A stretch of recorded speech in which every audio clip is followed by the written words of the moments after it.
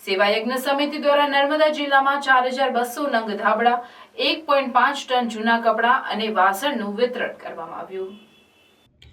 ભરૂચની સેવાયજ્ઞ સમિતિ દ્વારા દર વર્ષે શિયાળાની શરૂઆતમાં ભરૂચથી દૂર અંતરિયાળ ગામોમાં સર્વે કર્યા પછી ધાબળા વિતરણ કાર્યક્રમ યોજવામાં આવે છે।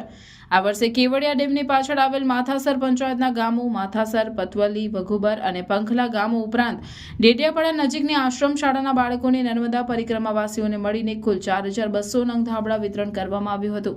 તદુપરાંત ભરૂચવાસીઓ 1.5 ટન જેટલા જૂના કપડાં અને વાસણો સંસ્થાને દાન આપવામાં આવ્યા હતા અને તે બધી સામગ્રી સેવાયજ્ઞ સંસ્થા દ્વારા અંતરિયાળ ગામોમાં રહેતા જરૂરિયાતમંદ લોકોને આપવામાં આવી હતી।